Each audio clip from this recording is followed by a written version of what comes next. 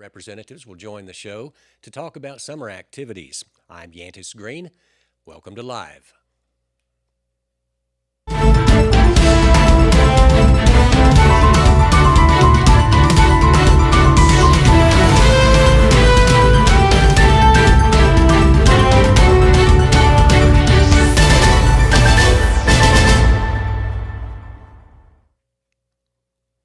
But first, if she's a fan of Yellowstone, she'll love you so much for this gift. Inspired by Beth Dutton, the Yellowstone Eau de Parfum is for the knowing woman who has a plan for everything, is nobody's baby, stays a little dirty, and is clear that while you are the trailer park and she is the tornado, that fragrance features notes of wild huckleberry, fresh peach, peony petals, shooting star blooms, and cottonwood.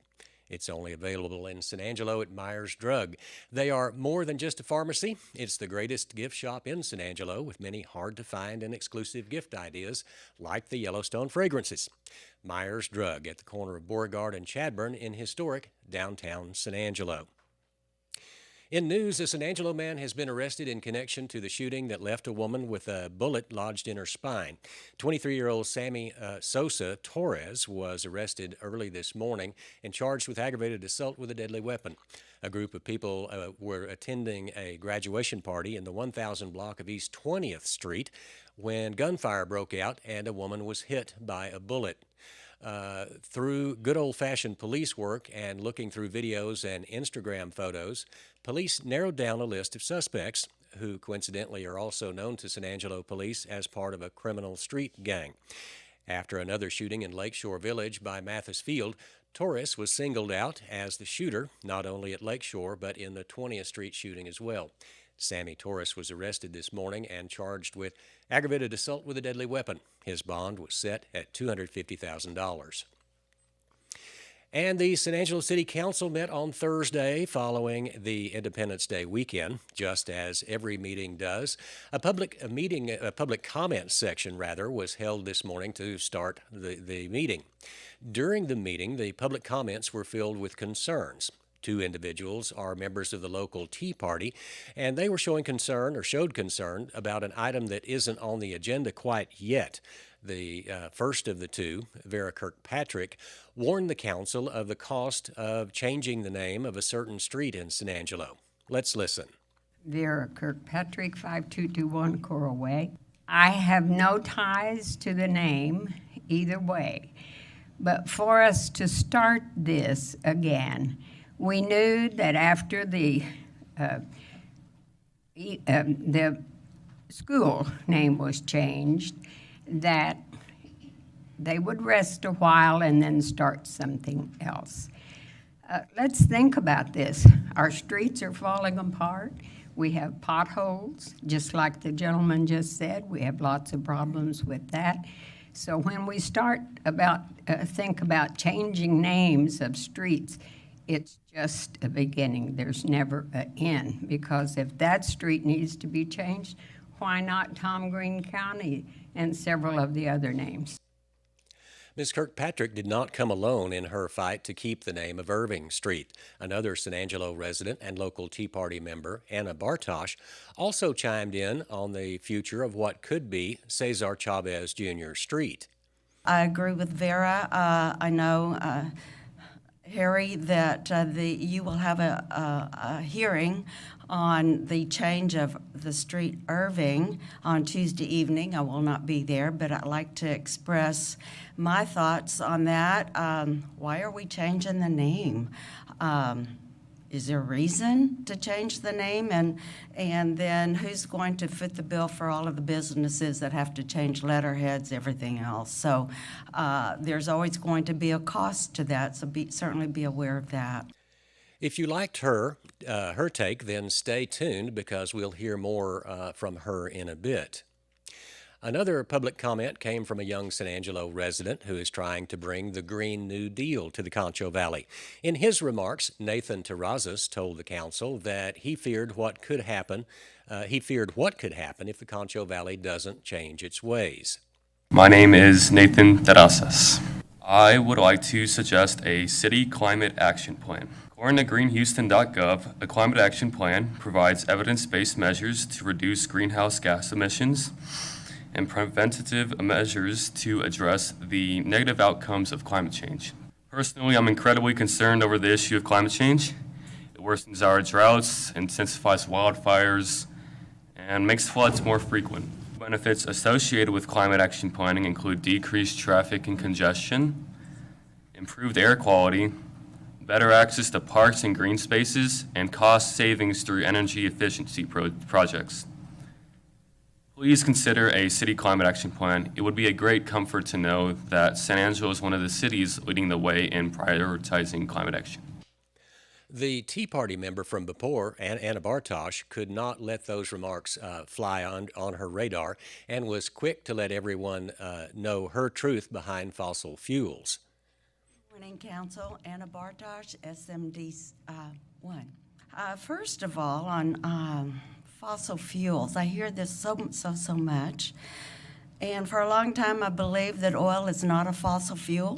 Y'all may think I'm crazy, but if you can look it up, 1892, I believe, maybe off a year or two, but Rockefeller is the one that came up with fossil fuels to make his product a bit more special and certainly more expensive. So you can look that up. Fossil fuel oil is probably the most plentiful next to water, what we have. So next time, think about that when you're looking at renewables, because fossil fuel, I believe, is a renewable. The final public comment we'll bring forward is from another local activist, Steve Hampton. He brought forward a number of problems San Angelo is facing. He listed a number of reasons why life in San Angelo is unsatisfactory to him. His solution? Well, let's take a look. Mayor, Good morning. City Council, long time. Long time. No see. Steve, I forgot, did you tell us what Oh, I'm district sorry, you live Steve in and who Hampton. you are? Yeah. I'm sorry, Steve. I signed in at the door. I mean, do you want my fingerprint too? Sure, bring the ink forward. Again, 300 to 400,000 in this population, mostly a lot of low-income salaries. Not part of this low income is a lot of the city employees. High temperatures have been in our news, and we don't have a pool that's functional. It's broken for one reason or another. We don't use fire hydrants around here, but we could use splash pads, which have been talked about for a long time. That would improve the quality of life and be a backup to the pool, and you wouldn't have to man them with lifeguards. Hampton makes a good point. We'll talk more about the municipal pool later, but splash pads could offer some relief. Later in the show, we'll talk with Brent Casey with the city's rec department and ask his opinion. Also, does anyone in San Angelo want to buy an ice house? The Pearl Ice House, located at 1605 South Chadburn Street, has gone up for sale. According to LoopNet.com, the Pearl Ice House is a cornerstone of San Angelo and features 4 full bars, 2 walk-in freezers, and a large stage for music or really any type of entertainment that you can think of. The property sits on 3 lots on the corner of South Chadburn and West Avenue L, so you'll get plenty of traffic. The Pearl Ice House is 8,000 square feet, was recently renovated, and carries a price tag of $650,000. If you're interested in buying the Pearl but want to see what you're buying, go to LoopNet.com. And finally, the Texas heat is turned up all the way with no signs of letting up. For the rest of the week, Tom Green County is in a heat advisory. Our models are showing that the National Weather Service could turn that up to an excessive heat warning by the end of the week or over the weekend. As we look on our 7-day outlook, temperatures will be in the 100s for the rest of the week. As for the weekend, it will be even hotter. When it comes to unique on Friday with a high of 104 degrees. Highs on Saturday and Sunday will also be hot with a high of 103. Rain could possibly hit next Wednesday, but right now that's only a 20% chance.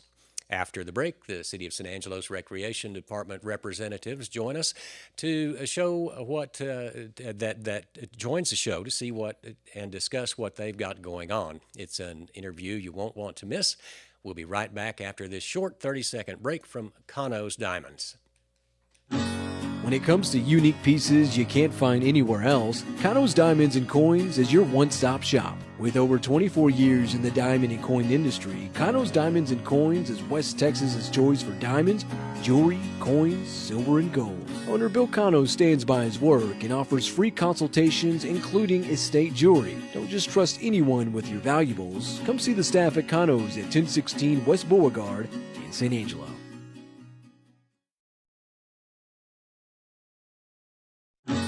When it comes to unique pieces you can't find anywhere else, Kano's Diamonds and Coins is your one-stop shop. With over 24 years in the diamond and coin industry, Kano's Diamonds and Coins is West Texas's choice for diamonds, jewelry, coins, silver, and gold. Owner Bill Cano stands by his work and offers free consultations, including estate jewelry. Don't just trust anyone with your All right, we are back. Thank you, Conos, for that quick little ad.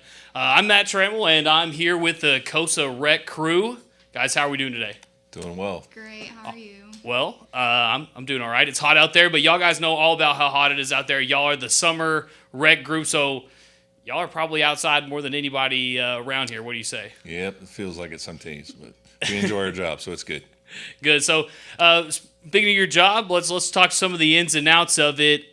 Tell me what is a day in the life of a rec? Is it like the show Parks and Rec, or is it a little more than that? A little bit both, actually. A little more than that and a little bit like the show. So most of our days are spent getting things ready for the evenings and the weekends, because that's when people get off work for the majority of people, and that's when they come to play. So that's when we really get to work, us and the rest of our department.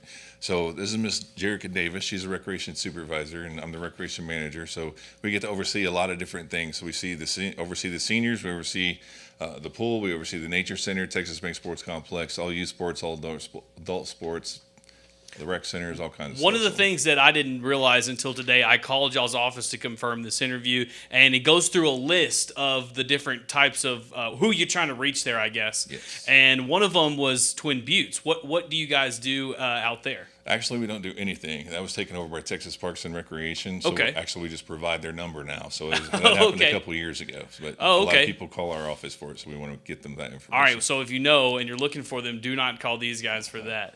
Okay, so one thing that people have been talking about when it comes to the rec is, of course, it's summertime, the pool, but right now the pool's closed. The pool's been closed since it may have got struck by lightning a little bit ago. Yes. Talk about that. Well, we did everything we could to fix the old system, the old filtration system. Basically repaired everything that we knew how to do. It did not work, so we were getting really close to opening, so we started looking at purchasing new systems. City Council approved it. We got it on order. It's actually arrived last week, so we've had the crew over there working on it. They're there right now. We could have it turned over to us possibly as early as about 6:30 tonight. So Wow. we're hoping, fingers crossed, we'll have something for everybody in the next couple of days. So, I mean, let's talk about when it first started, like when it all first happened. Have they said, I mean, I know there was something like maybe there was some controversy it did or it didn't get struck by lightning. What exactly happened? Well, there was the freeze from a while back. Right. It's been year a and while half now. ago. I know. Yeah. It seems like forever. So there was a lot of damage done to that. And apparently there was some damage that was done that we could not see visibly. So there was some Okay. internal damage to the filtration system and some of the pipes. So what they're doing right now is replacing all of those along Okay. with the filtration system. So it should be up and good to go. It did get hit by lightning twice, actually. Okay. That was confirmed from the insurance company. Insurance paid for a lot of different repairs to different things, which was mostly the computer systems that talk to each other and things like that. Right. So we should basically have pretty much a whole new system, hopefully tonight. But if not tonight, then tomorrow for sure. So looking forward to getting it open. When you get that whole new system, is that basically you have a whole new pool at that point? Like, are we with that move? Was that extending the lifetime of that pool? Oh, yes, I believe it definitely will. We just did the deck and everything like that, the plaster inside the pool, redid the slides and everything actually last year.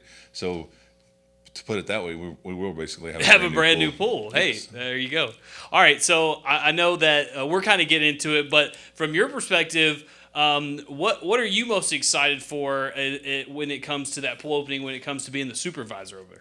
I'm most excited about everyone getting the chance to enjoy the pool, even if it's only for half the season. You know, I'd rather, personally, in my opinion, I'd rather get in the water for as long as I can for the rest of the summer. And I know our lifeguards they enjoy their job as well. We want to keep everyone safe, and we're always looking for more lifeguards. So if y'all want a summer job, come apply. If you can drag a body out of a pool, they'll put you to work.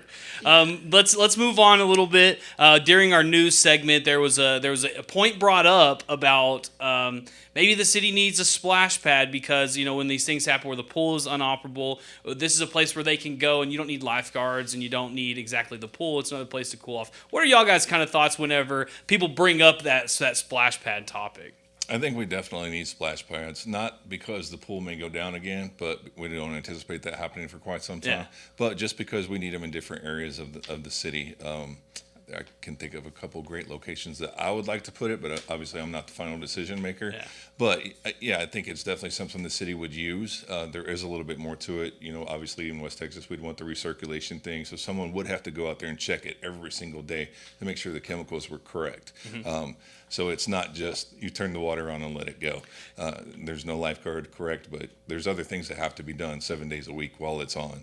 So I know some cities around the Texas, I know like specifically Abilene, mm-hmm. Their city runs it. Like their splash pads are ran by the city. Other places, like in certain places on the outside of Austin, they have these splash pads that are run by private places. What do you think? Do you think it's better for the city to ultimately run and operate those things, or do you think for something that kind of size, it's better just for a private operator just to go in there and kind of make something happen by themselves? Well, I think that it would have to fall back on the city somewhat because it's going to be on city property if we put it in one of the parks. So it's going to have to fall back on us, even if it was contracted out or whatever. Somehow, in some way, shape, and form, it would have to come back to where we would have to ensure that the contractor was doing their job or something correctly. We don't want anyone to go out there and get sick, definitely. So it would be great if it was contracted out for us, but we anticipate if they ever get put in that we're going to be involved in some way, shape, or form. Perfect. Okay, so let's talk about let's switch it up a little bit. Let's talk about the sports y'all got going on. Okay. What do you think brings the most people to y'all's sports programs? I personally am over the youth sports, mm-hmm. So our flag football registration is open right now. It's $60 per individual. If you want to bring in your own team, it's $500 without jerseys and $600 with jerseys. Okay. And I know last year we got I think right at 100 teams. So we're 100 teams? Yes. So we're 100 always teams. Oh my god! And how many age ranges? So we do Pee Wee, 6U, 8U, 10U, 12U, and if we have enough teams sign up for 14U, we would always welcome 14. So about 6 to 7 leagues, 100 teams. I mean, mm-hmm. You're talking about that's a big scheduling thing y'all have to do. Talk about that when you have that many teams. What kind of stress does that put on y'all's end, I guess, of it? It's somewhat stressful. We want to make all of our coaches happy as well, and we try to accommodate as much as we can, but whatever, we want our program to succeed, so we're going to try our best to make everyone happy, and we want everyone to have a fun time participating with us. Yeah, absolutely. Whenever I was kind of growing up in like the Pee Wee ranks and stuff, you'd sign up and then there'd be like kind of a draft day where you can kind of get selected on a random team. Is that kind of how the city runs their rec thing, or is it more of like you can pick your teammates beforehand? What kind of team, I guess, building is there? So for flag football, we try to get all the teams. If you know a coach, we'll have them request the coach's name. If you sign up individually, you can bring in your own team if you have a roster from 8 to 12 mm-hmm. Athletes.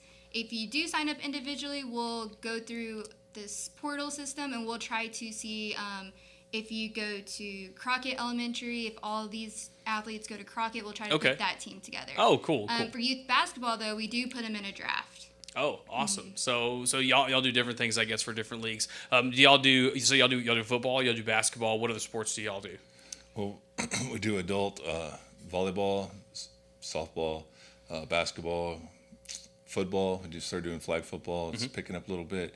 All the registrations for the next league, which we currently have leagues going on right now, but they all start July 18th, so that's an important date to put out there. So they can go to Team Sidelines / San Angelo and just Google that, and then it'll come right up where you can. And that July 18th mark, what is that? What sports is that for? All of them that I just mentioned. All of them. Okay, all of them that you just mentioned. So if you guys are looking to do something out there, maybe join maybe you want to say, oh, I'm out of high school, but I still want to play some sports. Guess what? This is your perfect chance. Exactly. Right here, And July 18th. We have co-ed leagues, we have recreational leagues, we have competitive leagues, so we have something for everybody. We just want people to come out and participate and release some stress when they recreate. So Awesome. We were talking earlier, it's Parks and Rec month. it is. It's July Parks is Parks and Recreation Month. What do you guys do to celebrate? Well, we're trying. I was hoping I would have the date by the time I came in here this afternoon, but apparently I'm not going to get it until next Monday. I'll make sure to put it out when you give it to me. Yeah, but I got you. there is a movie that we want to show, and it is something that I've seen. It's deep in the heart, and it's all about Texas and basically the animals and how we got started with the animals and conservation and everything like that. And at first, the documentary, I really didn't think it was going to be that great, but I sat and watched it for an hour and a half, and it was really good. I didn't want to get up and leave it. So Those are the best. It shocked me. Matthew McConaughey, he's the narrator, so his voice is in there, keeping everybody interested as well. Oh yeah, well there you sold it. You sold it right there. Right. You don't see him, but you hear him the whole thing. But that's okay. So hopefully we can get that figured out, get it advertised, get it going. Even if we don't do it this month for Parks and Recreation Month, I'm going to do it next month, or maybe when it cools off a little bit. Cool. But I definitely want to show it. It's a very good movie. Something that we can get over to our parks. We just opened Unidad Park back up from all the construction just about a week and a half ago. Yeah. I've driven by there pretty much every day and driven by there, and it's busy. It's It's an awesome one thing park. on that Unidad Park thing that I thought was really cool, they have like a zip line kind of Yes, thing. yes. I mean, if I was a kid doing that, I would be doing flips off it or some crazy stuff. That was just really cool thing that I saw over Well, there. it's not just for kids. You can go ahead and do it too. Yeah, people are gonna drive by, they're gonna see Trammell hanging by his legs on the zip line out there. But yeah, go check it out. It's over there right off College Hills, guys. Is there anything else that y'all want to throw out there? Is there anything else that you think that I missed? No, we just hope to have something on the pool really, really soon. So check the city Facebook page, or Okay. call our office, or check our webpage. We'll get it up as soon as we can. Absolutely. All right, guys, this was the COSA Rec team, Brent Casey, and I'm sorry, I've just... Jerica Davis. Jerica Davis and Brent Casey. This is the COSA Rec team. They broke some news with us today. We should be getting a new pool, hopefully within the next couple weeks. So next couple of days. Hopefully you heard it there, next couple of days. So thank you guys for coming on, and anytime y'all have something else, maybe we need to come back and do some fall sport recap Absolutely. or whatever you got, y'all just bring it on. Great. Thank you so much for having us. All right. And we'll be right back after this quick break. When it comes to unique pieces you can't find anywhere else, Kano's Diamonds and Coins is your one-stop shop. With over 24 years in the diamond and coin industry, Kano's Diamonds and Coins is West Texas's choice for diamonds, jewelry, coins, silver, and gold. Owner Bill Kano stands by his work and offers free consultations, including estate jewelry. Don't just trust anyone with your valuables. Come see the staff at Kano's at 1016 West Beauregard in St. Angelo.